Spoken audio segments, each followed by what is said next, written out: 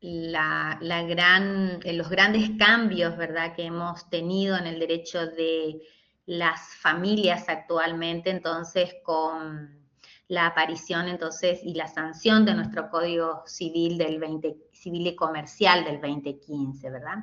Para nosotros, o sea, todos los que hacemos derecho de familia, o sea, la codificación en cuanto a las relaciones familiares, ha sido un cambio muy brusco, pero muy bueno, ¿verdad? Para todas estas cuestiones que ya estaban pasando en nuestra sociedad, pero que efectivamente no teníamos una solución porque nuestro ordenamiento jurídico, entonces tenía una normativa que estaba bastante vetusta, ¿verdad? Entonces teníamos una gran cantidad de lagunas y conflictos que no podíamos resolver aparte, entonces, de una normativa sistemática, ¿verdad?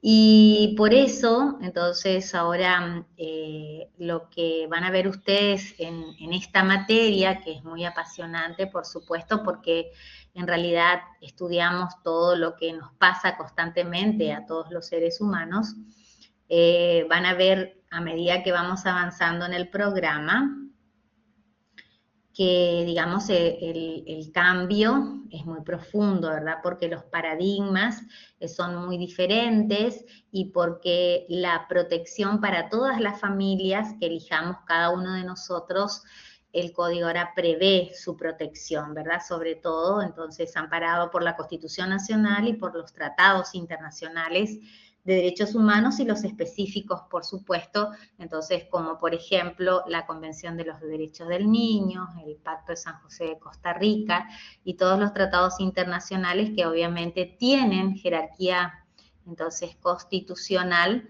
en nuestro ordenamiento jurídico, ¿verdad?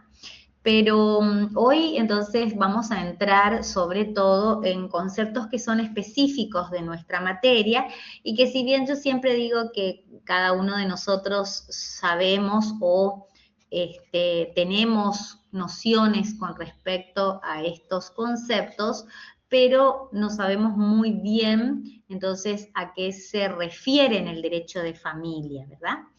Cuando hablamos sobre todo de conceptos como el estado de familia, como el título de estado de familia y la posesión de estado de familia. Cuando nosotros hablamos de esos estados de familia, generalmente, entonces nos damos cuenta que son los distintos vínculos, ¿verdad?, jurídicos, familiares, que unen, digamos, a una persona con otras o con otra o con otras personas. O puede suceder también que sea o que nos lleve a ese estado de familia la ausencia de esos vínculos, ¿verdad? Pero para dar una definición más técnica y siguiendo lo que es la definición que nos da el doctor Zanoni, vamos a ver que para el doctor Zanoni, entonces, el estado de familia no es más que el conjunto de derechos o prerrogativas y, por supuesto, que en el derecho de las familias o en el derecho de familia, nosotros vamos a ver que esa es una también de las características de nuestra materia, que estos derechos subjetivos familiares que nosotros vamos a ver, siempre van a tener, entonces, o van a estar conformados, entonces, por derechos o prerrogativas, como dije, pero también por obligaciones o deberes que van a ser correlativos, ¿verdad?, a esos derechos y a esas prerrogativas. Por eso, ese estado de familia vendrían a ser ese conjunto de derechos y prerrogativas y de obligaciones, entonces, que corresponden a cada una de las personas en virtud de nuestro emplazamiento familiar. Por eso yo les hablaba que ese estado de familia va a derivar generalmente entonces de la existencia de estos vínculos jurídicos que unen a las personas, una persona con otra u otras, o a la ausencia de tales vínculos. ¿Qué quiere decir esto? Por ejemplo, si tenemos estado de familia de casados, vamos a ver entonces que ahí sí vamos a encontrar entonces estos vínculos jurídicos familiares que nos van a unir con otra persona. En este caso va a ser la que nos une con nuestro cónyuge, ¿verdad? Entonces, ahí vamos a tener el estado de casados y correlativamente, entonces vamos a tener el estado de cónyuge. Pero también puede ser que este estado de familia surja de la ausencia de estos vínculos o relaciones familiares entre las personas. Entonces, si yo no tengo un vínculo, entonces dentro de mi relación familiar con otra persona, yo voy a ser o voy a tener o voy a poseer el estado de soltera, ¿verdad? Por eso, entonces, en este caso ya vamos a ver que una de las características de nuestro estado de familia es la correlatividad, pero la correlatividad, entonces, generalmente va a depender mucho de si existen vínculos jurídicos entre las personas o entonces hay una ausencia de estos vínculos jurídicos que nos unen con otras personas, ¿eh? Cuando nosotros hablamos de las relaciones jurídicas familiares, generalmente nos vamos a referir en nuestra materia a las relaciones, por ejemplo, conyugales, ¿verdad? Y ahí está esto que les dije recién, o sea, las relaciones que surgen entre los cónyuges, es decir, los derechos y obligaciones, entonces, que tienen estas personas, en este caso los cónyuges, en virtud de ese emplazamiento familiar, es decir, en virtud de que nosotros tenemos ese estado de casados, lo que va a pasar acá es que van a surgir de ese estado de familia derechos y obligaciones, entonces que lógicamente componen ese estado de familia. ¿Sí? ¿Se entiende hasta ahí? ¿Sí? Bien. También vamos a hablar de las relaciones generalmente entonces filiales, ¿verdad? O estas relaciones jurídicas familiares filiales son las que nosotros conocemos, de las que surgen entre los progenitores y sus hijos, ¿verdad? Entonces, esas serían filiales. Pero también vamos a hablar de otro tipo de relaciones jurídicas familiares que son mucho más amplias, que también derivan de ella un conjunto de derechos o prerrogativas y también un conjunto de obligaciones, entonces como las relaciones parentales, ¿verdad? Y ahí van a venir entonces todo esto que nosotros vamos a ir estudiando a medida que avancemos en el programa, por ejemplo, entonces la relación entre los parientes consanguíneos, ¿verdad? También cuando decimos consanguíneos, el código ahora utiliza la terminología derivado de la naturaleza del vínculo.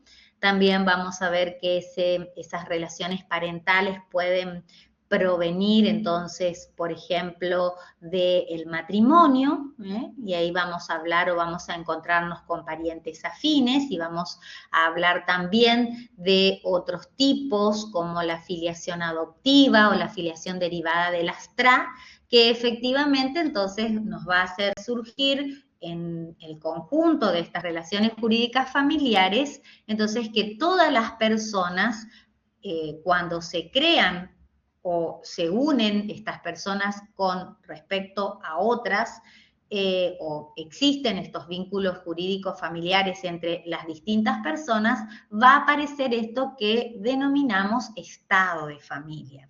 Ese estado de familia también tienen que acordarse ustedes que va a ser el estado de familia siempre es un atributo de las personas físicas, ¿verdad?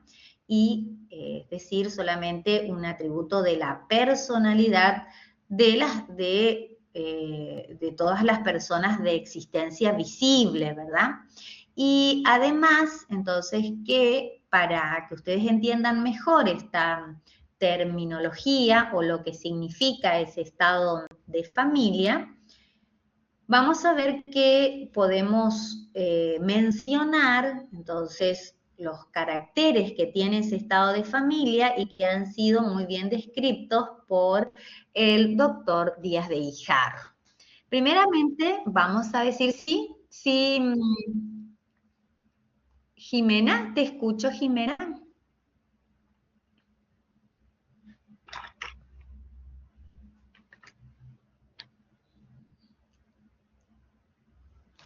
ver. Bueno, parece que no quiso levantar la mano, sino que se le habrá tocado algo. Muy bien. Entonces, abandonó la sesión, ahí está.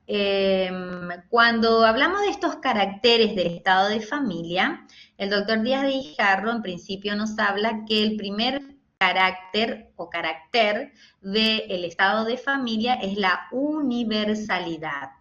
Al decir que entonces es la primera característica del estado de familia es la universalidad,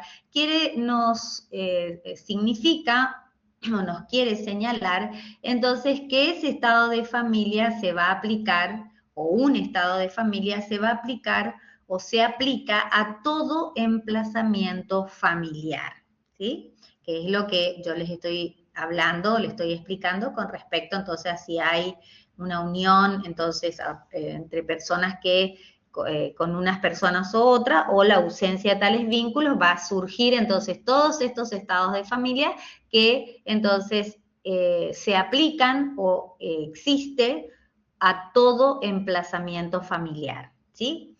Ahora, también la otra característica o el otro carácter de nuestro estado de familia es la indivisibilidad.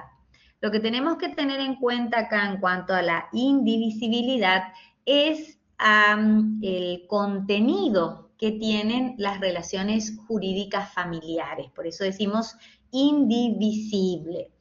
Porque cuando decimos indivisible es que ese contenido entonces no se va a poder diferenciar o ese contenido no se va a poder escindir si, aunque digamos ese estado de familia interese a uno u otro sujeto. Esto quiere decir que cuando, por ejemplo, ustedes van a ver después, cuando estudiemos las nulidades de los matrimonios, va a existir una institución típica de nuestro derecho de familia que es o que se denomina matrimonios putativos. En esos matrimonios putativos lo que interesa es si entonces uno de los contrayentes o ambos ha contraído matrimonio mediando o no buena fe. Por eso ese nombre de putativo, que quiere decir putare, de creer o suponer, ¿sí? De qué es lo que se creía o se suponía que no existía ningún impedimento o ninguna prohibición como para celebrar el matrimonio, ¿verdad? Entonces, cuando decimos que es el de mala fe, decimos entonces que configuraría esa mala fe el no haber ignorado la existencia de ese impedimento o de ese vicio que cause la nulidad de nuestro matrimonio. Pero, ¿por qué traemos aparejado ese ejemplo acá? Porque puede suceder muy bien de que se casen dos personas, pero que puedan entonces acogerse a los efectos del matrimonio putativo porque una de ellas es de buena fe y la otra de mala fe. En nuestro ejemplo del estado de familia, del estado de familia que estamos tratando, es para explicar que en ese caso, en el que uno de los cónyuges es de buena fe y el otro es de mala fe, y tienen un hijo, ese hijo entonces va a ser matrimonial tanto para el cónyuge de buena fe como para el cónyuge de mala fe. Por eso decimos que otra característica de ese estado de familia es la indivisibilidad, pero teniendo en cuenta entonces al contenido de estas relaciones jurídicas familiares. Facundo, preguntarme Buenas algo. tardes, doctor, disculpe. Eso, hola, hola. Me quedé perdido, pero ¿cuál sería el concepto de mala fe de uno de los cónyuges? Sí, Sí.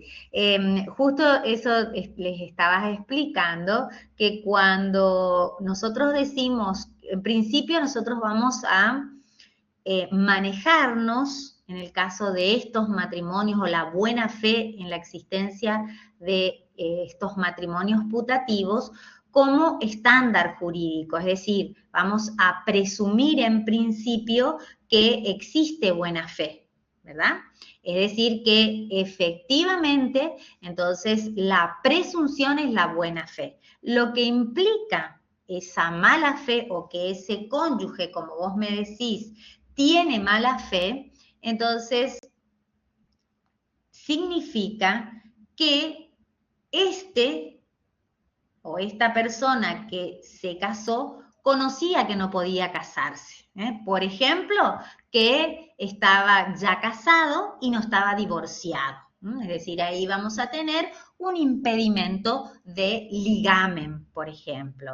Entonces, esa es la mala fe. Por eso es que después nosotros vamos a ver que hay autores que dicen que en realidad no es que operan tanto la buena fe, por ejemplo, como un estándar jurídico, sino que depende de las circunstancias del caso o de cada situación fáctica, nos va a llevar a ver efectivamente, entonces, si se puede tener buena fe o si efectivamente nunca se había podido tener buena fe, ¿verdad? Porque si en este caso que estamos diciendo, si yo sé que yo estoy casada, nunca voy a poder alegar esa presunción de que yo no sabía que no me podía casar con otros y todavía no me había divorciado, ¿verdad?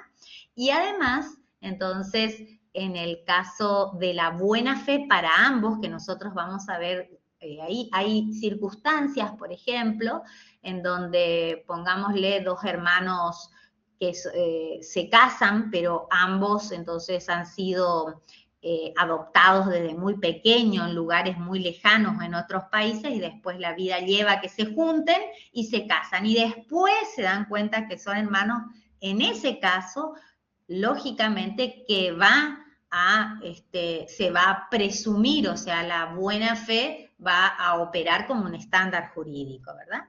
Pero a lo que voy yo al hablarle de los matrimonios putativos y explicarlo un poquitito es para que entonces tengan en cuenta que si una persona tiene el estado de hijo matrimonial, entonces por más que un cónyuge haya sido de buena fe y el otro haya sido de mala fe, ese estado de familia subsiste. ¿Por qué? Porque hace a esta característica, ¿verdad? A la indivisibilidad del contenido de las relaciones jurídicas familiares que derivan del estado de familia. ¿Sí? Verónica. Entonces, profe, la indivisibilidad beneficiaría al cónyuge de buena fe y al hijo. ¿Eso en realidad, claro, en realidad nosotros vamos a ver cuando estudiemos esta institución de matrimonios putativos que la calificación que tenga nuestro cónyuge, es decir, si ese cónyuge ha conocido o no la existencia de ese impedimento, no tiene importancia con respecto al hijo, ¿verdad? Porque eso ya vamos a ver también las consecuencias que tiene con respecto, por ejemplo, a el ejercicio de la responsabilidad parental, a llevar el apellido y todo eso que no tiene una consecuencia, digamos, que tenga que ver con la mala o la buena fe de sus progenitores en el momento de celebrar el matrimonio. O sea, solamente contar con ese emplazamiento, ¿verdad? Contar con ese estado de familia de hijo matrimonial. ¿Por qué? Porque nació dentro de ese matrimonio, fue inscrito como hijo de ese matrimonio, sin interesar si entonces uno haya sido de buena fe y el otro haya sido de mala fe. Va a tener efectos para otra cosa, pero nada que ver entonces con respecto al estado de familia de hijo, porque con respecto al contenido, es decir, por más que interese o digamos, derive esa relación de hijo matrimonial con respecto a un progenitor de buena fe y el progenitor del otro de mala fe que haya contraído así el matrimonio, no entonces afecta a ese estado de familia. Eso es lo que quiero decir. ¿Sí, Verónica? Claro, muy bien, exactamente, Dolores, es así, es decir, por eso decimos, es indivisible, vos tenés estado de hijo, ¿verdad? Matrimonial, no interesa, o sea, la calificación no proviene, como vos me decís, de que si uno en el momento de casarse haya sido de buena fe o de mala fe. Sí, así es, exactamente. Muy bien. Después también, como dijimos recién, otra de las características de nuestro estado de familia es la correlatividad, ¿verdad? Pero la correlatividad solamente, entonces, va a existir entre los sujetos que vincula, ¿verdad? Este estado de familia. Por eso yo decía, puede suceder que muchas veces, entonces, haya vínculos jurídicos que unan a estas personas y que por ende sean correlativos ese estado de familia, o sea, entre cónyuges, por ejemplo, entre padres, entre progenitores y sus hijos. Estado de familia, Eduardo, estado de familia. Entre los progenitores y sus hijos, ¿verdad? Entonces, en ese caso, cuando hay vínculos jurídicos que unen una persona con otra, ahí sí se va a dar esta característica de nuestro estado de familia, que es la correlatividad. En cambio, si hay ausencia, entonces, de esos vínculos, ahí sí no va a ser correlativo nuestro estado de familia. Por eso yo les decía, por ejemplo, el caso de viuda, sí, por ejemplo, el caso de soltero, sí, el estado de familia es único, es decir, en realidad la otra característica que solemos poner para el estado de familia es la unidad, ¿verdad? Es decir, que deriva sobre todo esa característica de unidad, entonces que efectivamente entonces provienen del concepto de unidad, por ejemplo, de lo que es la familia, pero también derivan sobre todo, entonces, en que el código ya nos establece, por ejemplo, la unidad de la filiación, ¿verdad? La unidad de un determinado estado de familia, que quiere decir esto, de que todos, por más que uno tengamos una filiación, entonces, por naturaleza, una filiación derivada de las TRA, una filiación adoptiva, plena o simple, en este caso plena, nos dice nuestro código, todas surten los mismos efectos. Sí, así es, esa es otra característica de nuestro estado de familia, la unidad. También vamos a citar otro carácter que es entonces la estabilidad del estado de familia. Generalmente, entonces, esa estabilidad se da, entonces, porque el estado de familia que ostentamos las personas, entonces, no derivan de la autonomía de la voluntad, ¿verdad? Es decir, no se transforman, no se modifican o no se constituyen por solamente la autonomía de la voluntad de las partes, porque todas estas cuestiones que hacen entonces al estado de familia, sobre todo nos llevan a ver que entonces son regidas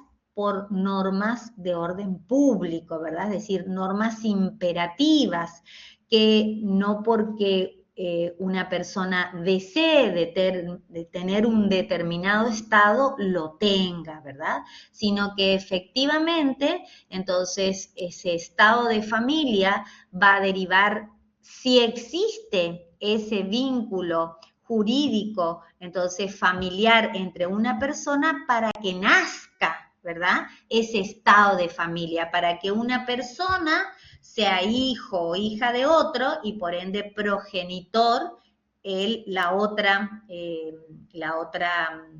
relación correlativa, ¿verdad? Es decir, nosotros no tenemos un determinado estado de familia porque a nosotros se nos ocurre, ¿verdad? Ni tampoco nosotros vamos a poder, por la autonomía de la voluntad, entonces aniquilar un determinado estado de familia. Por ejemplo, si yo no quiero seguir más con mi matrimonio, entonces digo, no, me divorcio y me voy a otra casa. Bueno, eso será una separación de hecho, pero yo tengo que sustanciar la modificación o la extinción de mi estado de casado, ¿verdad? Para tener otro nuevo, que va a ser el de divorciado, y que efectivamente va a ser a través de un procedimiento judicial donde está reglado específicamente cuál es el procedimiento y a través de una sentencia judicial que va a declarar la disolución de mi matrimonio.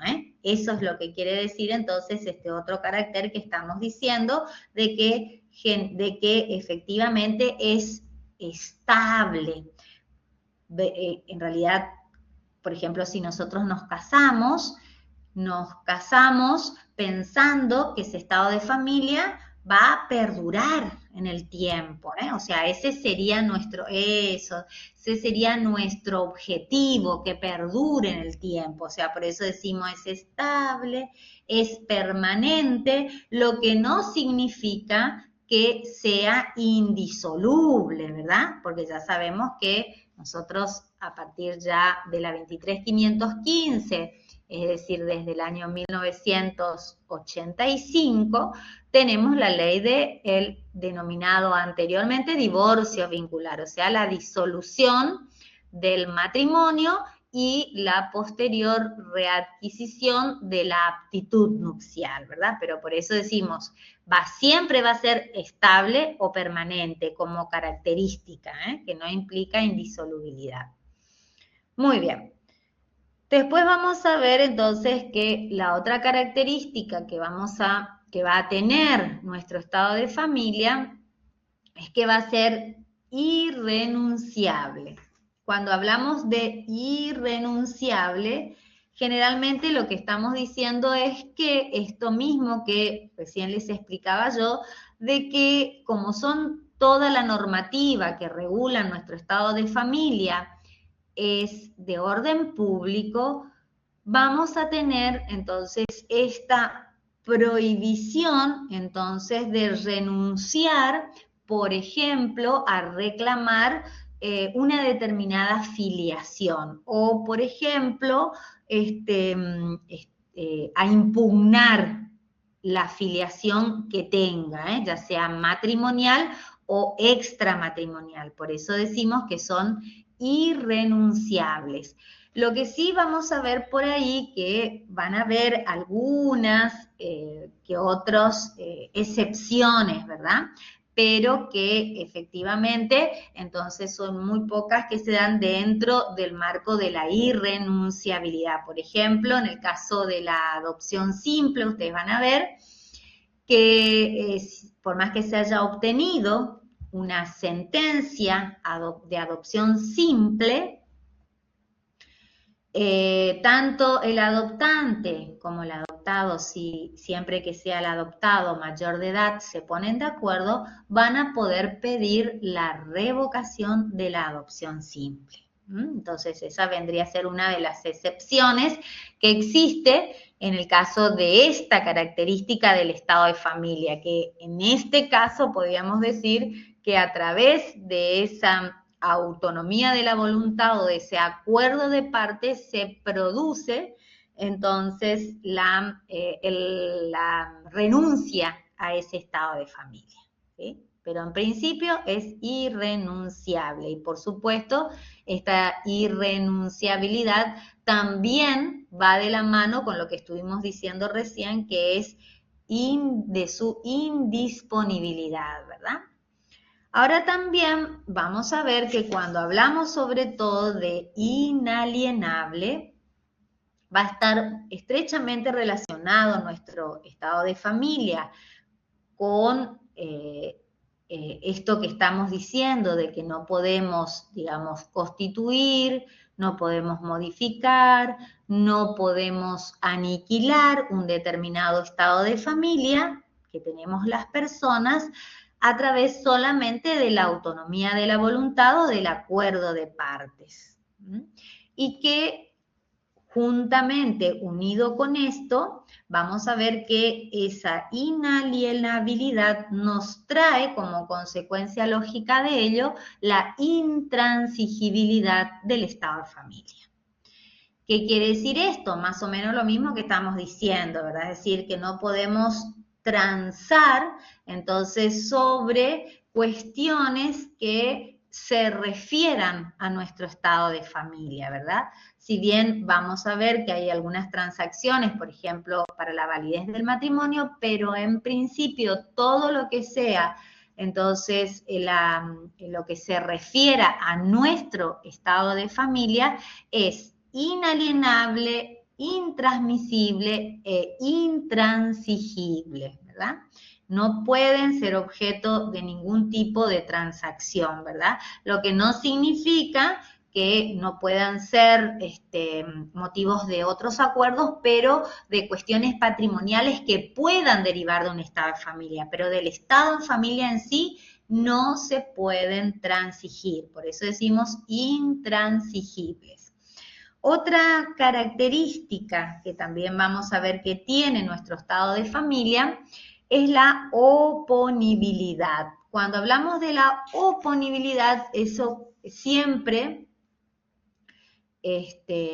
vamos a ver que se va a referir entonces a que nuestro estado de familia va a poder ser ostentado y obviamente va a tener que ser respetado y reconocido por todos, ¿eh? Por eso decimos erga omnes, es no solamente que ese estado de familia vamos a tener que, digamos, oponerlos frente a todos, sino que también la ley nos da, entonces, potestades inherentes a ese estado de familia, por los cuales nosotros tenemos determinadas acciones, entonces para oponer esas acciones o para interponer esas acciones cuando alguna de las personas entonces quieran controvertir la existencia de ese estado de familia,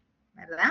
Entonces por eso decimos oponibilidad, es decir, podemos también invocar entonces todos esos derechos y todos esos deberes que son el contenido de nuestro estado de familia cuando alguna persona quiere desconocerlo. Y por eso ahí va a surgir, por supuesto, entonces esas acciones de estado de familia. Entonces tenemos acciones que van a, en principio, pueden llegar a constituir o pueden llegar a modificar o aniquilar un determinado estado de familia de una persona, pero que en principio, entonces, si nosotros tenemos el estado de hijo, por ejemplo, matrimonial, ese estado de hijo matrimonial lo ostentamos o es oponible erga omnes, ¿verdad? Pero además de esto, también sabemos que si hay alguno que quiere desconocer ese estado, de ese estado de familia que tenemos, entonces también tenemos acciones para,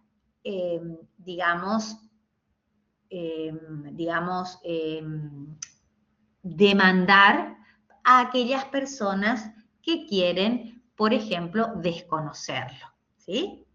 Por eso decimos entonces que la oponibilidad entonces es erga omnes, o sea, frente a todos ostentamos y obviamente oponemos ese estado de familia porque ya sabemos que no depende de la voluntad de las partes y todas las normas por las que nosotros adquirimos esos derechos y obligaciones que son inherentes del estado de familia son o derivan de normas de orden público, ¿verdad? Son normas imperativas, son normas coactivas que no por la autonomía de la voluntad de las partes, entonces puedan ser suprimidas o modificadas. ¿Sí? ¿Vamos hasta ahí? Muy bien. También vamos a decir que nuestro estado de familia es imprescriptible. Eso es muy fácil, entonces, caracterizarlo, porque cuando decimos que es imprescriptible, lo que estamos diciendo es que un determinado estado de familia no vamos a adquirir ese estado de familia o perderlo con el transcurso del tiempo, ¿verdad? No tiene nada que ver si nosotros utilizamos ese estado de familia siempre, porque lo utilizamos siempre o perdura a través del tiempo, vamos a adquirir ese estado si efectivamente la persona no lo tiene, ¿sí? Por eso decimos es imprescriptible. Otro carácter que nos olvidamos hoy, que es el con el que teníamos que comenzar, por supuesto, es el que es de inherencia personal. Es decir, que todo estado de familia es intuite personal, es decir, solamente el titular puede ejercer todos esos derechos y esas obligaciones que derivan de un determinado estado de familia, sea, por supuesto, cual fuere, ¿verdad? Esa inherencia personal, entonces, establece que o trae consigo una consecuencia lógica, ¿verdad? Si nosotros decimos es intuite personal, es de inherencia personal, lo que estamos diciendo también es que en principio, porque ya vamos a ver qué puede suceder después, en principio no se puede transmitir por vía sucesoria, o lo que es lo mismo, entonces esta inherencia personal trae como consecuencia la intransmisibilidad sucesoria del estado de familia. Esto es muy lógico porque ustedes van a ver, si uno se muere, a los herederos no le pasa el estado de familia de padre, madre, hijo, abuelo, lo que sea, ¿verdad? Sino que se extingue con la muerte de la persona, porque solamente esa persona o el titular de de ese estado de familia es el que puede ejercer los derechos y las obligaciones que corresponden a ese estado de familia. Lo mismo va a pasar, por eso les decía yo hoy, con la titularidad de determinadas acciones de Estado, ¿verdad? Que en principio nosotros vamos a ver que se establece para algunos sujetos titulares de determinadas acciones la imprescriptibilidad del ejercicio de las mismas, ¿verdad? Pero hay algunas que también la ley establece que van a transmitirse a sus herederos. Entonces ahí podríamos decir, habría también una suerte de excepción a este principio que estamos diciendo nosotros de intransmisibilidad sucesoria. Es decir, si el sujeto titular en determinados plazos, entonces, ejerció la acción o no la ejerció, y hay algunas que el código nos dice que se transmiten a los herederos, sería una forma entonces de transmitir esas acciones del Estado a los herederos. Pero muchos autores, entonces, su postura establece que no implica que exista una transmisión sucesoria para el ejercicio de estas acciones, sino que esas acciones en sí, los herederos lo van a poder ejercer, pero por derecho propio, no entonces como una transmisión del titular a sus sucesores. Por eso hay una discusión entonces con respecto a esto. Pero en principio vamos a ver que el estado de familia entonces es intuite personae, y también tiene como consecuencia entonces la imposibilidad de la transmisión sucesoria en general del estado de familia de una persona que solamente entonces la ejerce el titular. O sea, ese conjunto de derechos y obligaciones va a ejercerla el titular. Y si se produce la muerte de ese titular, también se extingue o desaparece entonces ese estado de familia. ¿Sí? Ese es el estado de familia. Todos tenemos un estado de familia, ¿verdad? Depende, por eso yo les decía, del vínculo jurídico familiar que tengamos con otras personas. O sea, si tenemos hijos, va a ser entre papá y mamá, con respecto al hijo a la hija. Si vamos a tener un estado de familia de casado, o sea, de cónyuges con respecto al otro cónyuge. Vamos a tener entonces, si no hay ausencia, podemos ser viudos, podemos ser divorciados, podemos ser solteros, ¿verdad? Todo eso hace entonces al estado de familia de la persona, y estos caracteres que nos señala el doctor Díaz de Guijarro hace que podamos entender entonces cómo funciona en nuestro ordenamiento jurídico estos estados o este estado de familia, ¿verdad? O estos estados de familia que tenemos, claro, convivientes, exactamente, así es, porque nosotros vamos a ver que la regulación, entonces, que tiene actualmente las uniones convivenciales en nuestro ordenamiento jurídico nos da entonces también esta posición o este estado de familia, entonces, que surge a través de una unión convivencial, y que si tiene los requisitos de esa unión, de una unión convivencial, entonces los requisitos que establece la ley también van a tener efectos, entonces, tanto personales como patrimoniales para esas personas que han elegido formar esos tipos de familia. ¿Sí? Muy bien. Otro, digamos, concepto que es típico del derecho de familia, por eso cuando nosotros decimos el conjunto de derechos y de deberes correlativos que surgen de un emplazamiento familiar, ahí estamos diciendo que sí o sí, entonces, esa relación o esos vínculos jurídicos familiares son los que se forman con otras personas, van a constituir o emergen de ese emplazamiento, o sea, emergen porque yo estoy casada y por ende entonces tengo con respecto a mi cónyuge y mi cónyuge con respecto a mí determinados derechos y determinadas obligaciones que surgen del estado que yo ostento, en este caso del estado de casados. Por eso tengo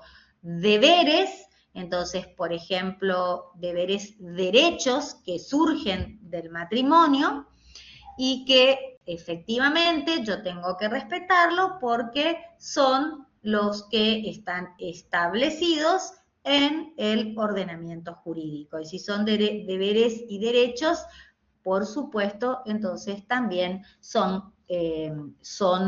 o debo respetarlos porque son imperativos. Ay, pero qué hermoso ese bebé que quiere dormir en el regazo de su mamá. Es hermoso.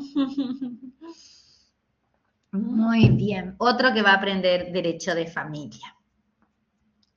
El otro concepto que vemos en esta bolilla es otro que también ustedes conocen, ¿verdad? Pero que no tienen esa terminología al decirlo, porque todos sabemos, ¿verdad? Que cuando nacemos, ¿qué nos da el registro civil? ¿Qué nos da si nacen o si ustedes tienen un hijo? ¿Qué les va a dar? de nacimiento. Exacto. Muy bien, la partida de nacimiento. Sin la acta partida, entonces actas, testimonios que son expedidos por el registro del Estado Civil y capacidad de las personas, ¿verdad? Que en nuestro país entonces tienen, claro, muy bien, Dolores, que en nuestro país ustedes saben que tienen la validez de un instrumento público, ¿verdad? Entonces, que decir que hace a la fe pública todos estos instrumentos, ¿verdad? Entonces, por eso, cuando nosotros hablamos en derecho de familia, lo que es el título de Estado, en principio vamos a definirlos teniendo en cuenta desde el punto de vista material y desde el punto de vista formal.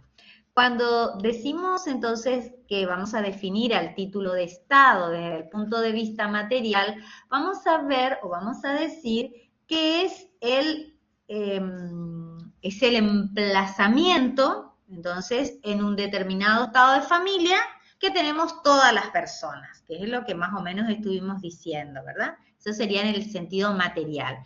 Pero en cambio, cuando definimos ese título de Estado, pero desde el punto de vista formal, ahí ya estamos entonces en lo que estuvimos diciendo con los ejemplos. Es decir, es el instrumento público o el conjunto de instrumentos públicos que acreditan un determinado estado de familia.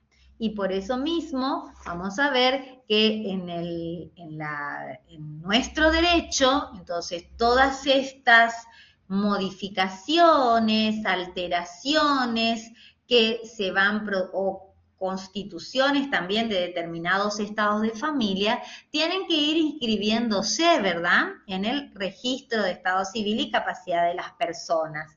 Y además, entonces, no solamente se van a inscribir, como dijimos hoy, los nacimientos, sino también sabemos que se inscriben los matrimonios, que también se inscriben las defunciones, que también se inscriben las adopciones, plenas o simples, y también, por supuesto, ahora, entonces, entre otras cosas, también vamos a tener que inscribir, o podemos, mejor dicho, inscribir las uniones convivenciales, ¿verdad? Eso hace, entonces, a este título de Estado en sentido formal, o sea, ese conjunto de instrumentos públicos o un documento, entonces, específico que, o las copias, como dijimos, sus testimonios o certificados, que efectivamente en nuestro derecho civil, en nuestro derecho, establecen entonces la acreditación de nuestro estado de familia, o lo que es lo mismo, el título. Cómo se prueba ese estado que nosotros estamos diciendo que podemos ostentar depende de la relación jurídica que tengamos con otras personas, y por ende, cuando hablamos de título, lo que hace es efectivamente a la oponibilidad frente a terceros de nuestro estado de familia, es decir, cómo acreditamos que estamos casados, como me decía hoy, a través del acta, a través de la copia, certificados o testimonio, entonces de nuestro matrimonio o de las libretas de familia, pues después ya vamos a ver cómo se prueba el matrimonio, porque de esa forma, entonces nosotros acreditamos o ponemos hacia la oponibilidad de ese estado de familia, y por ende, entonces, se convierte en nuestro título de Estado. Título Estado de familia. Vamos a ver que hay algunas otras cuestiones que traen por ahí aparejada algunas interpretaciones, ¿verdad? Sobre todo en el caso de los reconocimientos, que también, como ustedes saben, reconocimiento, cuando hablamos nos estamos refiriendo de reconocimiento de una filiación extramatrimonial. Solamente el reconocimiento existe en la filiación extramatrimonial. Es decir, una persona va al registro civil y declara que otra es su hijo o su hija. Entonces ese es el reconocimiento, pero ese reconocimiento, según nuestro Código Civil, también puede hacerse no solamente por esta declaración, entonces, de aquella persona que es el progenitor, ¿verdad?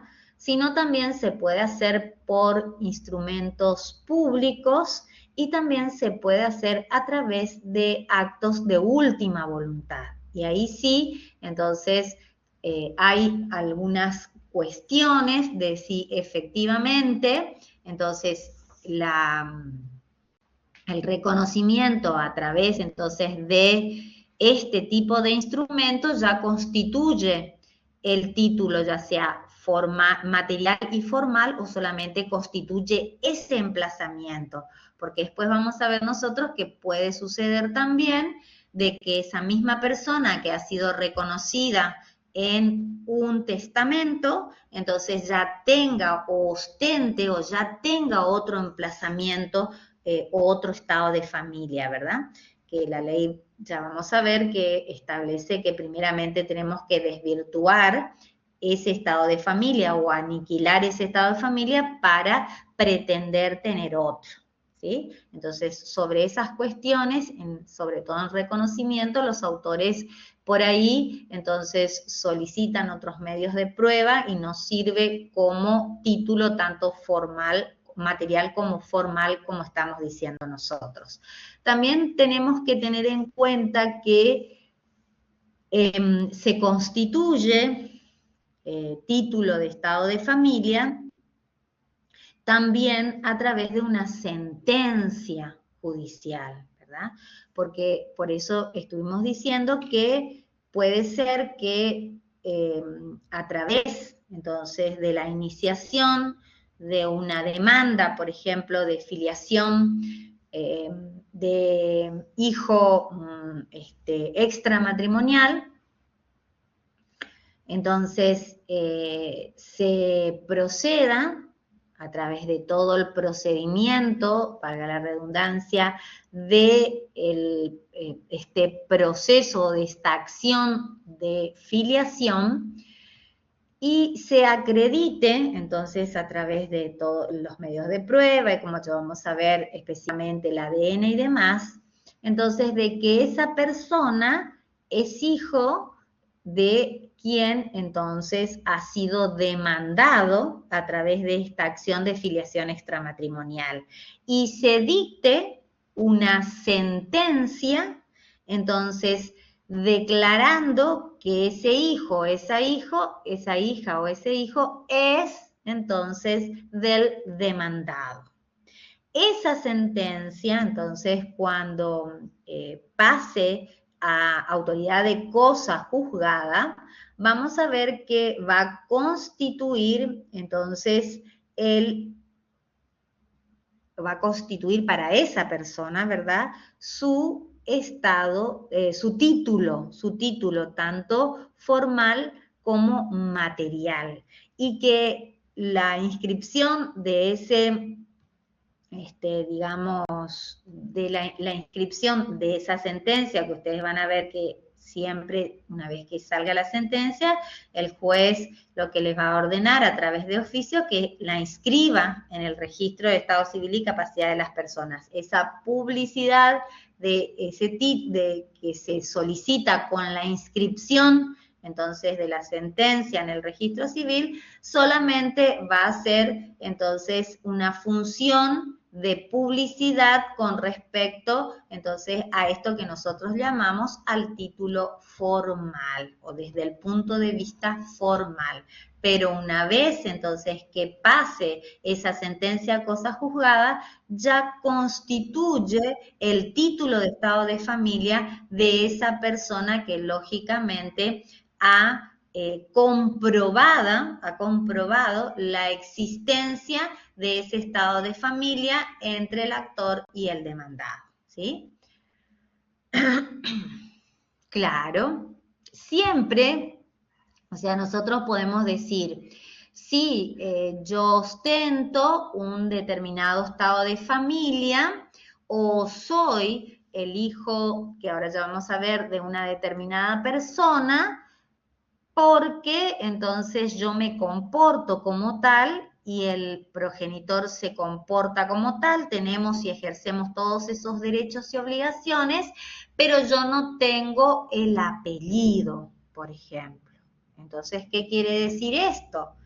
No tengo la forma en que voy a acreditar ese estado de familia y ese título, como yo les había dicho, hace sobre todo a la oponibilidad frente a terceros, entonces de ese título de estado de familia que yo tengo, ¿verdad? Y que por ende necesito específicamente para, entonces, que sea oponible todos esos derechos y todas esas obligaciones que yo tengo de ese emplazamiento familiar. Por eso es que decimos, el título de Estado desde el punto de vista material no es más que el emplazamiento, entonces, dentro de un determinado estado de familia.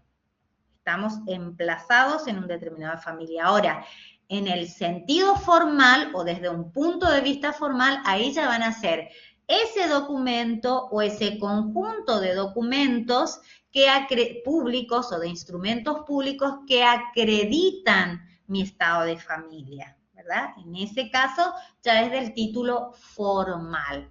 Por eso muchas veces vamos a ver que entonces cuando yo, del ejemplo que yo les di, es decir, me comporto como hijo de, pero no tengo el apellido, entonces en ese caso yo no tengo ese estado de familia porque lo único que estoy haciendo es ejerciendo esos derechos y esas obligaciones, pero no tengo un título de Estado que yo pueda oponer frente a todos y que todos tengan que respetar ese estado de familia, ¿sí? Muy bien, así es, Agostina. Por eso, cuando nosotros decimos o nos vamos a este otro concepto, ya nos vamos, como me dice acá Agostina, a la posesión de estado de familia. Esa posesión de estado de familia, ustedes tienen que tener siempre en cuenta que es nada más ni nada menos que el ejercicio en los hechos, de los derechos y de las obligaciones que son inherentes a un determinado estado de familia, pero que el ejercicio, entonces, de estos derechos y obligaciones, por más que sea por muchísimo tiempo, nunca me va a llevar a tener un emplazamiento dentro de un determinado estado de familia. Porque solamente esa posesión de estado lo que hace es que esa persona en los hechos ejerza esos derechos y esas obligaciones. Pero esa posesión de estado nunca va a constituir un determinado estado de familia. Ojo con eso, ¿eh? Nosotros vamos a ver que esa posesión de estado de familia, generalmente, entonces, para los glosadores y los posglosadores, establecían algunos requisitos para la existencia de la posesión de estado, eso allá lejos, o sea, los glosadores y los posglosadores establecían como requisitos de esa posesión de estado, por ejemplo, el nomen. El nomen es el uso que podía hacer esa persona del nombre o del apellido del progenitor o del padre, hablando de una relación filial que también se puede aplicar esta posesión de estado, entonces en cualquiera de algún vínculo que se forme, por ejemplo, entre personas que conviven, pero que no se han casado, ¿verdad? Bueno, el primer requisito entonces era el nomen, o sea, el uso del nombre o el apellido del padre en este caso. Luego era el tractatus, o sea, ese trato, entonces, de padres e hijos que, o el comportamiento, mejor dicho, que se tienen en los hechos los progenitores con sus hijos. Y luego el último requisito era la fama, es decir, entonces la publicidad o el conocimiento, digamos, por parte de la sociedad, entonces de aquel trato, ¿verdad? De que todo el mundo supiese que digamos, se comportaban como padres e hijos, es decir, los glosadores y los posglosadores exigían para que exista esta posesión de Estado estos tres requisitos. Eso más o menos así, exactamente.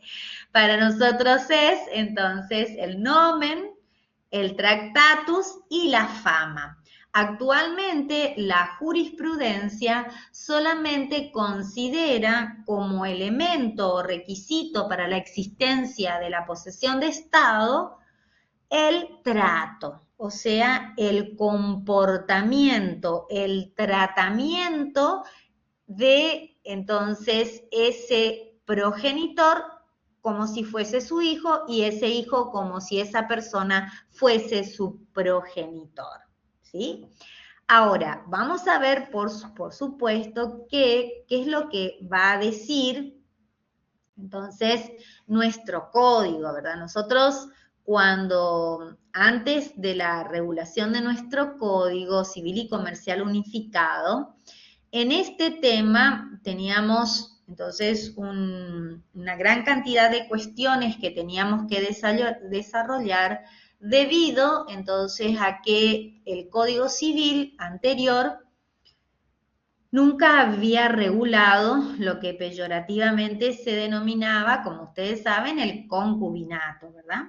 Nuestro Código Civil nunca había hablado del concubinato, salvo en un aspecto entonces muy peyorativo, que era cuando se refería al matrimonio entre cónyuges ambos de mala fe, decía que se iba a reputar como un concubinato y no iba a tener efecto alguno, pero después en muy poquísimas cuestiones otorgaba derechos a estas personas que eran convivientes, que se llamaban concubinos, y que vivían como en un aparente matrimonio, ¿verdad? Entonces, esta posesión de Estado, el ejercicio en los hechos de los derechos y obligaciones que derivan de un estado de familia, entonces no podíamos hablar nada del Código Civil porque no había ningún tipo de regulación, ¿verdad? Pero no podíamos dejar de ver que muchas leyes en la República Argentina le otorgaban efectos, ¿verdad? Le otorgaban derechos.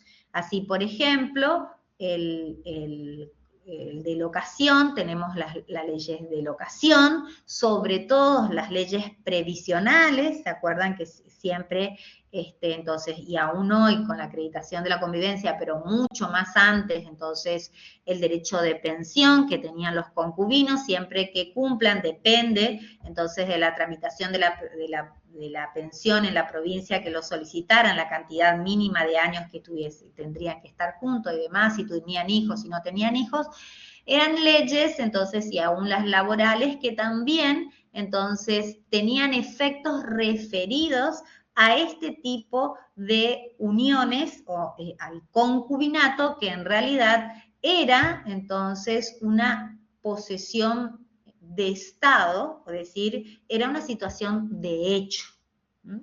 Entonces nosotros nos referíamos a todos estos derechos que estas personas o este tipo de familia tenían con respecto a todas las leyes, entonces, o algunas leyes especiales menos la del Código Civil. Hoy vamos a ver que en esta cuestión no tenemos entonces problemas para hablar, porque ya no existe el denominado concubinato, sino que ya tenemos regulados este otro tipo de familias que son las uniones convivenciales y que efectivamente entonces tienen bien establecido cuáles son derechos y cuáles son las obligaciones y los efectos que producen entonces estas uniones que cumplen esos requisitos que establece la ley, ¿verdad? Pero, entonces, es importante seguir hablando de la posesión de Estado, sobre todo con respecto a otras cuestiones, porque el Código, en su artículo 423, última parte, nos va a decir, entonces, qué es, o mejor dicho, no qué es, porque ya sabemos qué es, sino cuál va a ser el efecto de la posesión de Estado. A ver, vamos a leer el 423, a ver qué dice. Cualquiera me lee, vamos a leer todo, entonces sabemos a lo que nos estamos refiriendo. 4, 20. ¿Lo leo, profe? Dale. Capítulo 5, prueba del matrimonio. Muy bien. Regla general, excepciones, posesión de Estado. El matrimonio se prueba con el acta de su celebración, su testimonio, copia o certificado o con la libreta de familia expedidos del registro de Estado civil y la capacidad de las personas. Cuando existe imposibilidad de presentarlos, la celebración del matrimonio puede probarse por otros medios, justificando esta imposibilidad. La posesión de Estado por sí sola no es prueba suficiente para establecer el estado de casados o para reclamar los efectos civiles del matrimonio. Si existe acta de matrimonio y posesión de Estado, la inobservancia de las formalidades prescriptas en el acto de celebración no puede ser alegada contra la existencia del matrimonio. Fíjense, acá en este artículo, en la primera y la segunda parte, que siempre preguntamos, así que márquenlo ya, hablamos de la prueba ordinaria y la prueba extraordinaria del matrimonio, que eso vemos entonces en las bolillas referidas al matrimonio, ¿sí? Y la extraordinaria cuando, por supuesto, no es posible probar ese matrimonio con lo que efectivamente la ley nos dice que se prueba, ¿eh? Ya habíamos dicho hoy con el acta, el testimonio del acta, copias o certificaciones que expide el registro civil. Entonces, comprobando la imposibilidad de presentar toda esa documentación, ahí aparece esa prueba extraordinaria que nos dice el código y que es entonces que va a probarse, eso puede ser, perfecto, muy bien, con otros medios que van a justificar, por supuesto, la imposibilidad de poder probar nuestro matrimonio por la prueba ordinaria, ¿eh? Es muy amplia, por eso me decía acá Verónica, por ejemplo, testigos, por ejemplo, recortes de diarios, por ejemplo, la lista de invitados, por ejemplo, los fotos, ahora todas las capturas de pantalla y todo eso que entonces se celebró sobre todo en el momento en que se está celebrando el matrimonio, porque eso es lo que tenemos que probar, ¿verdad? O sea, cuando se está celebrando el matrimonio, que vamos a ver nosotros que es un acto que es muy solemne, ¿verdad? Entonces, eso es lo que tenemos que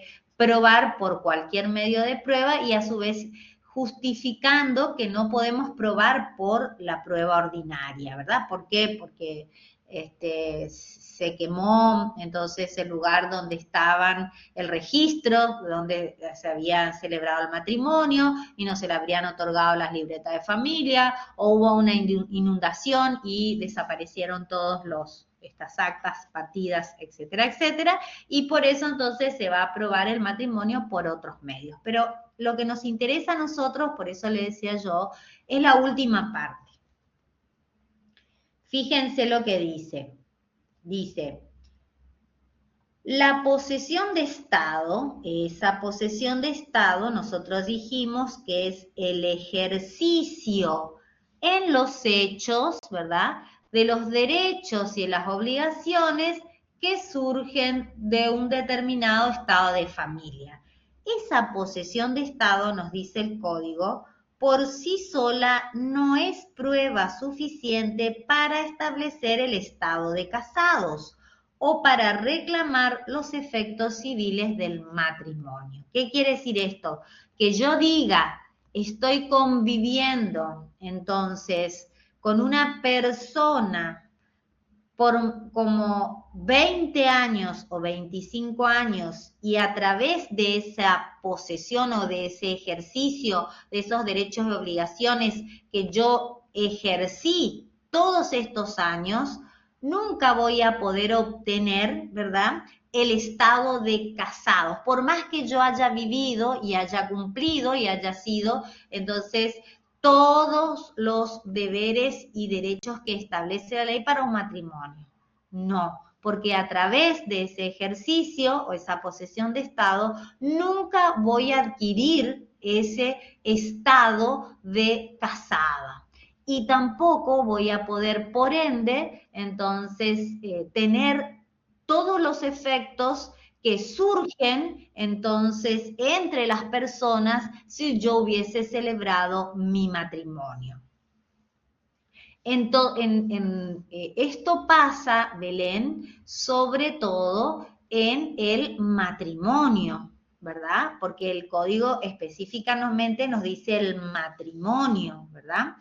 Porque si en los casos, por ejemplo, de una unión convivencial, yo lo que voy a tener que probar son todos los requisitos que la ley me dice, entonces para tener o para ser conviviente y acogerme a los efectos que la ley me da como conviviente, ¿verdad? En este caso es referido efectivamente solo por el matrimonio, es decir, lo que el código nos dice es, por más que vos hayas convivido en aparente matrimonio 30 años de tu vida, pero no te casaste nunca, nunca vas a ser considerada una persona casada y tampoco vas a poder atenerte a los efectos que la ley establece para el matrimonio.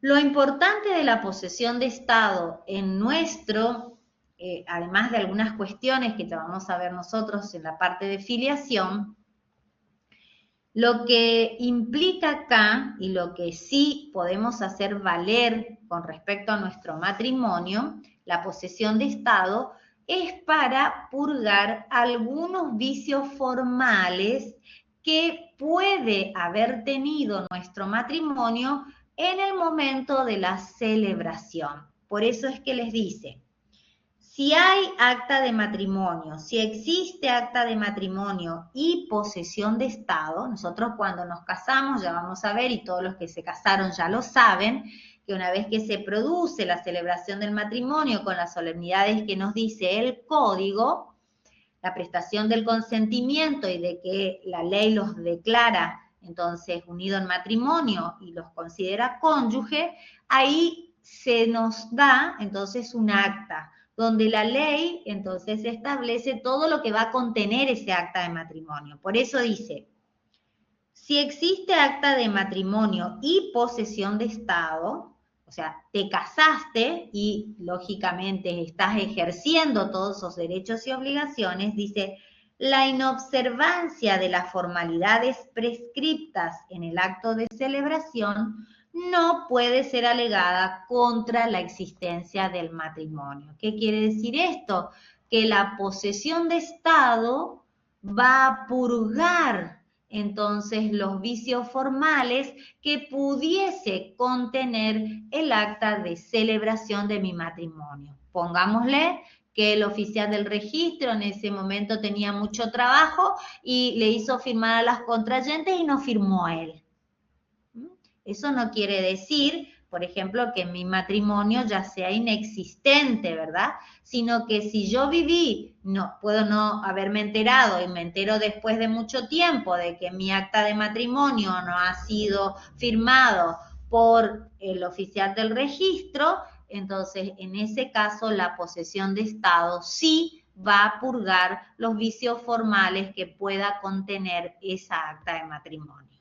Pero nunca, ojo con esto, esa posesión de Estado nos va a llevar a, entonces, constituir un determinado estado de familia. En este caso, el estado de casados. Puede ser que cuando hablamos de posesión de Estado, generalmente, por eso les decimos ahora, es más fácil hablar de una posesión de Estado, ¿verdad?, entre el progenitor y sus hijos, y su hijo, ¿verdad? Un hijo, pongámosle extramatrimonial, que no lo reconoció nunca, pero que siempre lo trató como hijo. Y ahí sí, entonces vamos a ver que esa posesión de Estado debidamente acreditada en juicio tiene o vale como si fuese una filiación, pero la ley dice debidamente acreditada en juicio, ¿verdad? Es importante, pero efectivamente lo mismo se tiene que tramitar judicialmente. Sí, María Cecilia, muy bien. Muy bien, perfecto, así es. Por eso decíamos, justo el ejemplo Iván pregunta, claro, porque por eso te decía, mucha gente entonces piensa que vivir o convivir con una persona, entonces, que no tiene los requisitos que exige la ley, entonces para una unión convivencial no tiene los efectos que nos dice el Código Civil y Comercial Unificado, ¿verdad? Porque para hacerle más fácil a ustedes, para que entiendan sobre todo es, por ejemplo, tenemos requisitos de edad. Una unión convivencial solamente, entonces la pueden realizar las personas mayores, o sea, a partir de los 18 años, ¿verdad? O si no, entonces no tiene efectos esa unión convivencial. O, por ejemplo, entonces no tiene que haber existido un matrimonio anterior sin, entonces, disolver, o la cesación de una convivencia anterior. Tampoco no puede, por ejemplo, una persona convivir con parientes en los que median impedimento, porque efectivamente en esos casos no va a ser una unión convivencial. Y lógicamente, con esto que ustedes sí saben, que es entonces que como mínimo la convivencia sea de 2 años para que empiece a entonces producir los efectos de una unión convivencial. Más aún de ese proyecto de vida en común, entonces que sea pública, que sea notoria y demás, que debe contener, digamos, como remedio de matrimonio para que efectivamente sea, o sea, es muy parecido, le decía yo, a ese matrimonio, solo que las personas entonces no han prestado ese consentimiento ante el oficial de justicia. Premortem tampoco, no entiendo qué quiere decir premortem, Verónica. Profe, en lecho de muerte, por ejemplo, que se casan ahí el último. Ah, sí, perfecto. Ese es el matrimonio in extremis. Para eso sí, exactamente, tiene mucha importancia, porque el código dice que si uno muere de esa misma enfermedad durante los 30 días, ¿verdad?, de haber celebrado el matrimonio, perderías la vocación hereditaria, salvo que sea para regularizar entonces una situación de hecho. Así es. Entonces, eso sí, esa convivencia o esa posesión, entonces, Estado-familia, sirve entonces para que no se pierda la vocación hereditaria. Eso se denomina matrimonio in extremis. Eso vamos a ver en sucesión. Muy bien, Rodrigo. Perfecto. Vamos a ir un poquito en acciones hasta que se nos termine la clase, porque dentro de estas cuestiones y conceptos típicos de nuestro derecho sucesorio, sí, te escucho, Agostina, te escucho. Profe, tengo una consulta. Cuando hay el momento de divorcio, cuando no se inscribe el divorcio en el registro civil, ¿los efectos desde cuándo parten? ¿Desde que se inscribe o desde que se hizo el divorcio, el proceso? Lo que pasa es que el divorcio, entonces, desde el momento mismo que ha sido notificado a el otro, al cónyuge, digamos, o ya en ese caso al excónyuge. Lo que pasa es que por ahí los abogados, entonces, no hacen el oficio que le ordena el juez para publicar o para notificar al registro el estado civil y capacidad de las personas. Entonces, lo que sucede es que si vos te querés ir a casar y tu sentencia no está inscripta en el registro, no te van a dejar casar hasta que entonces lleve el oficio firmado por el juez y demás, tu abogado, al registro civil. Pero entonces surte efectos del momento mismo el dictado de la sentencia. Eso es importante, sobre todo en el caso de los bienes, ¿verdad? Como es también importante el caso de que si estuviste o no separada de hecho y sometida bajo un régimen de comunidad, que en ese caso vas a ver que se va a dictar la sentencia, pero la partición de esos bienes se van a retrotraer al momento de la separación de hecho, no al momento de donde se dicta la sentencia de divorcio. ¿Sí? Sí, Agostina.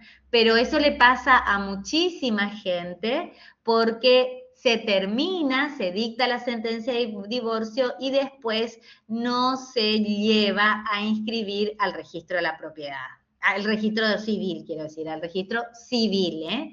Y entonces ahí, si no está en el registro civil y vos te querés casar, lógicamente va a aparecer como que si tu matrimonio no ha sido disuelto. ¿Estamos? Es decir, es como que si todavía seguís casada porque no tiene inscrito. Pero es un trámite puramente administrativo de la inscripción y ya está, no es nada grave, ¿verdad? Muy bien.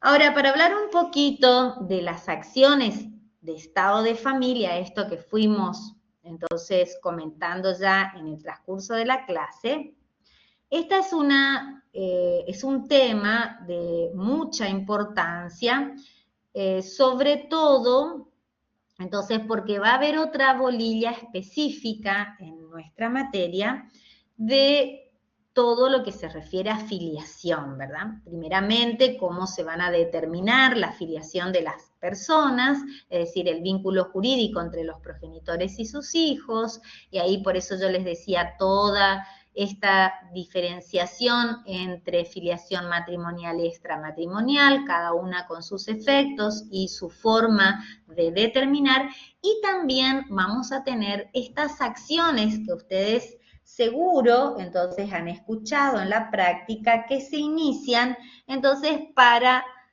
por ejemplo, entonces el reconocimiento de un hijo extramatrimonial que no ha sido reconocido voluntariamente, entonces se va a iniciar una acción de filiación extramatrimonial.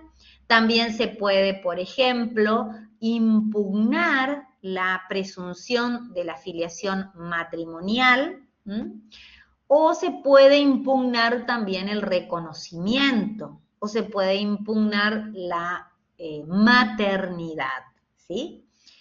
Por eso es que es importante que ustedes tengan idea de lo que son estas acciones de estado de familia y sobre todo cuál es la finalidad de estas acciones, ¿eh? Cuando nosotros hablamos de acciones de estado de familia, vamos a ver que son todas las acciones judiciales que se refieren al estado de familia, como estuvimos diciendo recién, que tienen por finalidad la declaración de la existencia de un determinado estado de familia, pero también pueden tener como objeto la constitución, la modificación o la extinción de un determinado estado de familia, ¿sí? Entonces, por eso decimos, son estas acciones judiciales que se refieren entonces al estado de familia y por eso van a declarar que un estado existe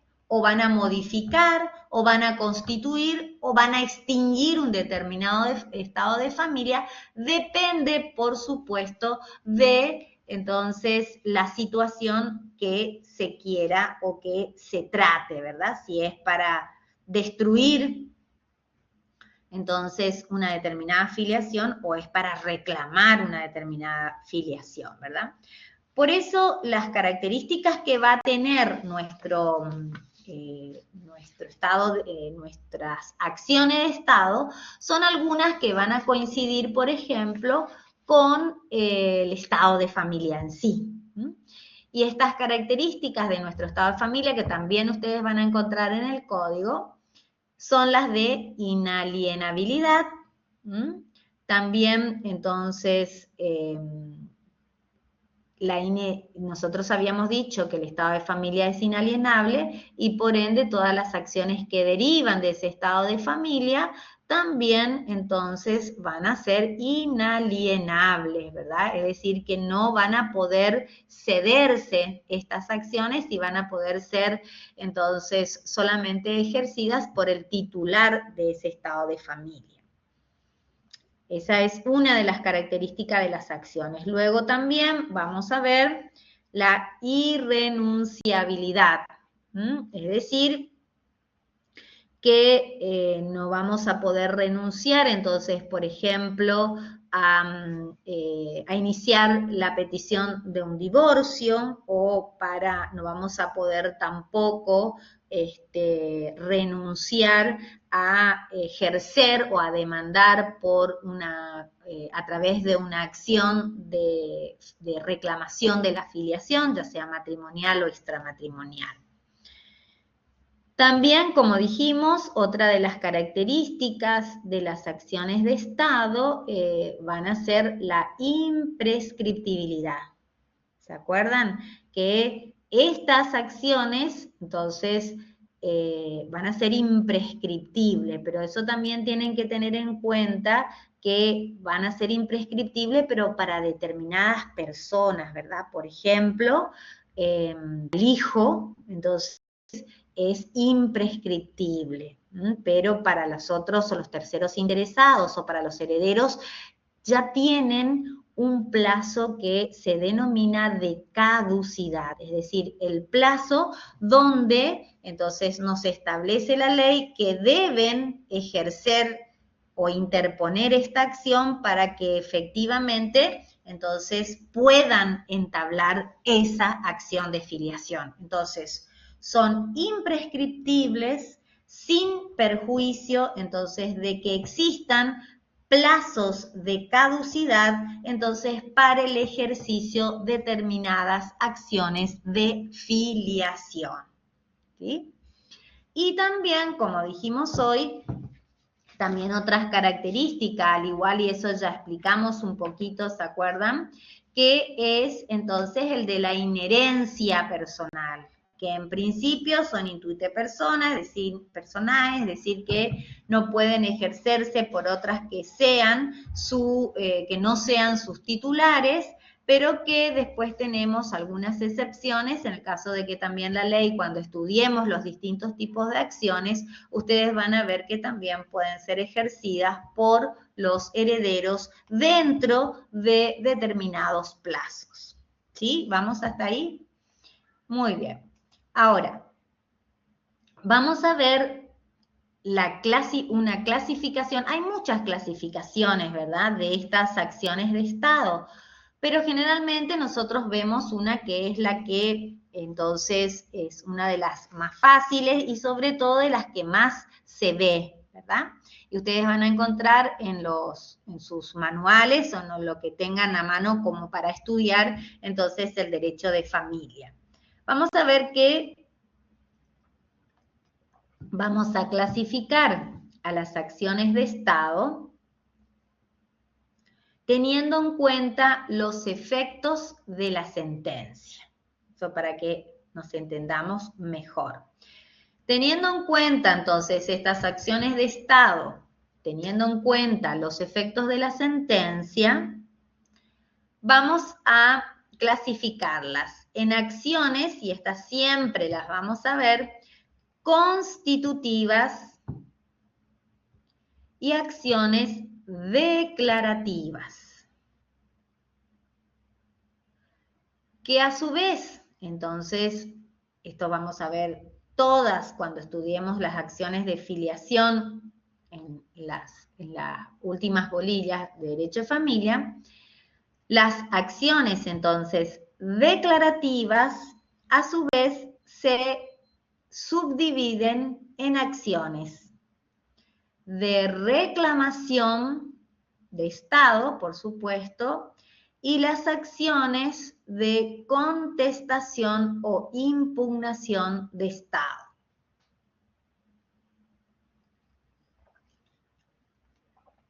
Por eso vamos a ver que cuando hablamos de acciones constitutivas, como su nombre lo dice, estas acciones constitutivas tienen por finalidad, entonces, crear un determinado estado de familia, ¿sí?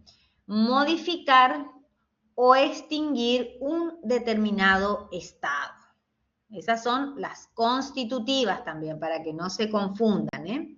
Así, por ejemplo, vamos a ver que tenemos, la más fácil de todas para que ustedes se acuerden, la acción de divorcio. En ese caso, lo que va a hacer esta acción constitutiva es crear un estado de familia nuevo y modificar el estado de familia que ostentaban las personas anteriormente, ¿verdad? O sea, modifica el estado de casado y constituye o crea un nuevo estado de familia, que es, obviamente, el estado de divorciado. Esa es una acción, entonces, constitutiva de estado de familia. Ahora, siempre vamos a ver que estas sentencias, entonces, que se dictan, sentencias constitutivas, que se dictan en las acciones o que son acciones de estado de familia, carecen entonces de efecto retroactivo. Como recién me preguntaban acá esta chica Agostina, siempre entonces la sentencia de divorcio va a tener efecto a partir del dictado de la sentencia de divorcio, no antes, ¿verdad? Por eso decimos que estas sentencias constitutivas carecen de efecto retroactivo. Ahora, el otro tipo de acción de Estado que nosotros habíamos dicho declarativas en sí, son las que van a tener como finalidad que esa sentencia, entonces, que se dicta en una acción de Estado declarativo, entonces tiene por finalidad o se limita, mejor dicho, a reconocer o a desconocer una situación existente con anterioridad. Es decir, sobre todo lo que quiere establecer es el estado real y verdadero, ¿verdad?, de que tiene o que debería haber tenido esa persona. Por eso, vamos a ver que esos presupuestos, entonces, que solicita la ley para que se tenga un determinado estado de familia, entonces no concuerda con ese estado aparente que la persona ostenta. Por eso decimos, siempre las declarativas, la finalidad que tienen es, como dijimos hoy, ya sea reconocer un determinado estado de familia que se tenía con anterioridad o desconocer entonces un determinado estado de familia, es decir, aniquilar el estado de familia que tenía una persona. ¿Por qué? Porque no se condice con los presupuestos que la ley dice que deben existir para que tenga o para que ostente ese estado de familia. ¿Se entiende hasta ahí? ¿Vamos? Muy bien. Esa va la otra característica que va a tener estas sentencias declarativas, y esa es la gran diferencia que ustedes van a encontrar, es que las sentencias declarativas, entonces, siempre producen efecto retroactivo. Acuérdense que las constitutivas dijimos que carecen de efecto retroactivo, o sea, tienen efecto a partir del dictado de la sentencia. Estas siempre tienen efecto retroactivo. ¿Por qué? Porque puede suceder entonces que estas acciones que nosotros denominamos declarativa sean de reclamación de un determinado estado, ¿verdad? O pueden ser de contestación o impugnación. Cuando nosotros hablamos de acciones de reclamación de estado, entonces lo que estamos diciendo es que lo que está buscando esta acción de estado de familia es que se reconozca el estado preexistente, del cual, por supuesto, se carece de ese título de estado. Y en ese caso, para que ustedes me entiendan, va a ser un ejemplo muy típico de esta acción declarativa de reclamación, esto que es lo que más entonces se demanda, que es entonces la acción de reclamación de estado, entonces del hijo o de la filiación extramatrimonial. Es decir, entonces cuando una persona no reconoce a quién es su hijo, si se lo niega y lo niega, entonces ¿qué va a hacer? El hijo, o ya vamos a ver las personas interesadas, o sea, quienes son los titulares del ejercicio de esta acción, va a iniciar esta acción de reclamación de la filiación extramatrimonial. ¿Para qué? Para que la sentencia, una vez que haya sido dictado, emplace en ese estado de hijo extramatrimonial, entonces, de ese hijo con respecto a su progenitor. Pero ¿por qué decimos que siempre va a ser retroactiva? Porque le va a emplazar al hijo desde el momento mismo de su nacimiento, o sea, va a ser hijo de quien a través de la sentencia ha obtenido ese emplazamiento desde el momento de la sentencia, ¿verdad? Porque lo único que está haciendo la sentencia en este caso es reconocer entonces ese estado de familia que ya existió desde el momento mismo que nació, porque siempre fue hijo de esta persona que no lo quiso reconocer, ¿verdad? No. Yo te diría que no tendrías que, no te confundas con esas nociones porque después como hay varias, entonces ahí te vas a entrar a confundir, Verónica, ¿eh? Siempre lo que más te va a ayudar es que las constitutivas, entonces, carecen de efecto retroactivo y la finalidad de estas, entonces, estas sentencias de estado constitutivas crean, modifican o extinguen un determinado estado de familia. Las declarativas, en cambio, siempre tienen efecto retroactivo y se limitan a reconocer o desconocer un determinado estado de familia. Por eso decimos, cuando se limita a reconocer, lo que nosotros estamos diciendo es la acción que vamos a iniciar, en este caso, y tenemos como ejemplo, es una acción de reclamación de la filiación, ya sea matrimonial o extramatrimonial, ¿sí? Ahora, aquellas que, como dicen, también es la otra vertiente de las acciones declarativas, son las de contestación o impugnación. Y en esas lo que el objetivo es destruir entonces ese estado de familia que se ostenta porque los presupuestos entonces no se condicen entonces con el estado de esa persona, ¿eh? Entonces los presupuestos de ese vínculo familiar son inválidos, son falsos y por eso lo que pretende esta acción de estado de familia es destruir, es aniquilar esos entonces vínculos. Y ahí está como ejemplo de este tipo de acción el caso de otras acciones que ustedes también van a estudiar, que es el caso de la impugnación, por ejemplo, de la maternidad. Se impugna la maternidad porque, entonces, por ejemplo, el hijo entonces no es suyo, hay suposición o sustitución de parto. O se impugna la presunción de la filiación presumida por la ley. ¿Por qué? Porque se considera que él o la cónyuge entonces no es el verdadero progenitor de esa persona.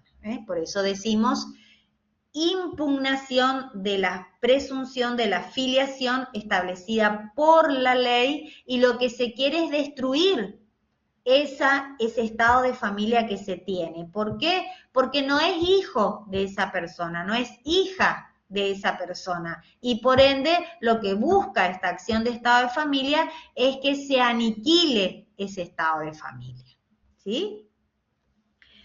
La diferencia que hay entre las acciones constitutivas, que yo había dicho también que pueden perseguir la creación, modificación o extinción de un determinado estado, las constitutivas lo que hacen al extinguir es entonces siempre porque los presupuestos en que se asentó ese estado de familia son válidos, ¿verdad? Esos presupuestos por lo que se ostenta ese estado de familia son válidos, pero hay circunstancias sobrevinientes que efectivamente entonces hacen que cambie o se aniquile ese estado de familia. Por eso nosotros estamos diciendo acá, por ejemplo, la acción de divorcio. En una constitutiva vamos a extinguir un determinado estado de familia.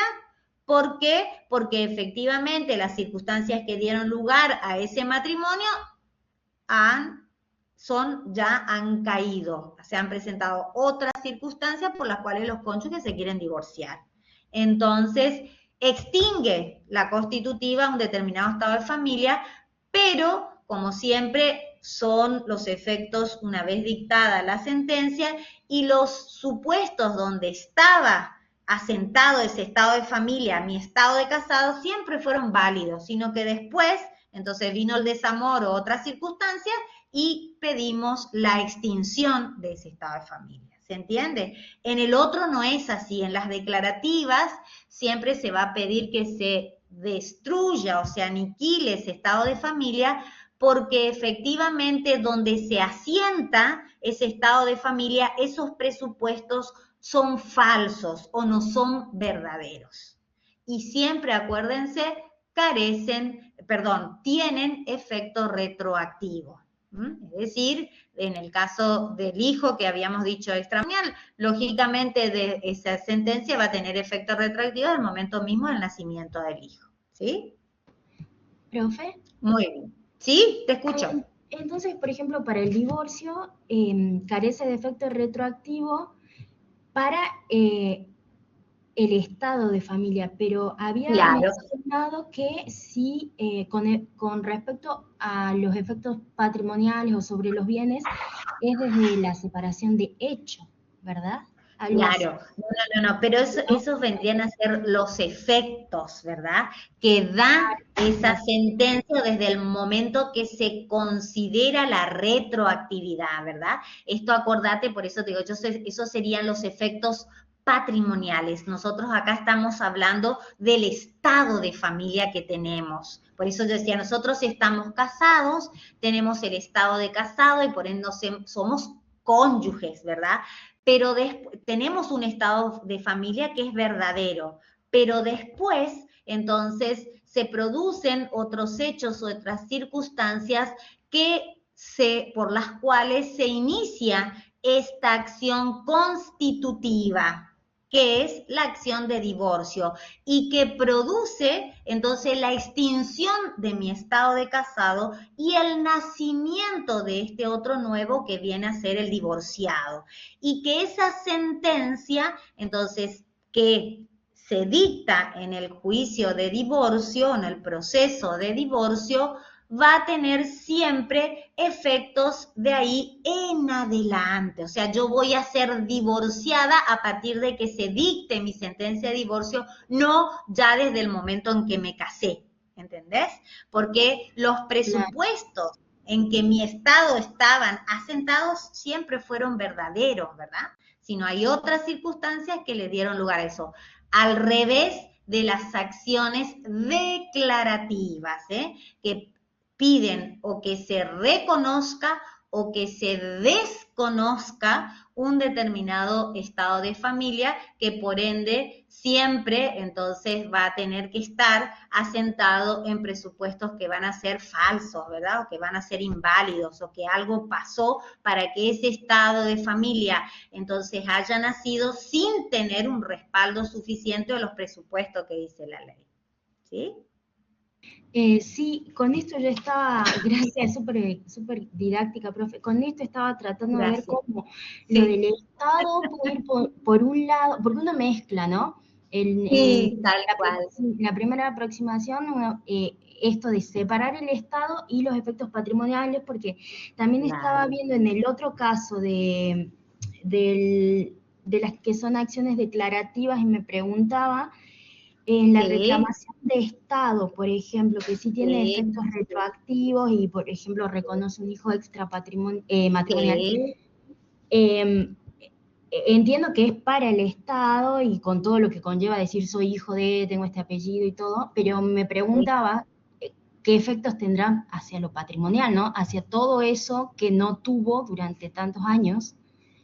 ¿Qué se puede decir cuando uno reconoce a un hijo, el reconocimiento o la reclamación, en este caso a través de una sentencia, siempre va a tener efectos retroactivos y tiene todos los efectos, todos los derechos y todas las obligaciones que surgen de ese emplazamiento familiar o que surgen de ese estado de familia, que ya sea, por eso te decía yo, tenés ese título de estado o comprobás tu estado de familia, ya sea entonces a través de ese reconocimiento que puede haber hecho esa persona ante el registro civil o a través de una sentencia dictada en un juicio de filiación, ¿sí? O sea, forzosa, digamos. Muy bien. Raro que no se nos cortó porque son las 8:30. Muy bien, entonces a ustedes de acá les quedaría solamente los efectos de la cosa juzgada, que eso encuentran, que son teorías entonces que son un poquito viejitas, pero que entonces les sirve como para entender algún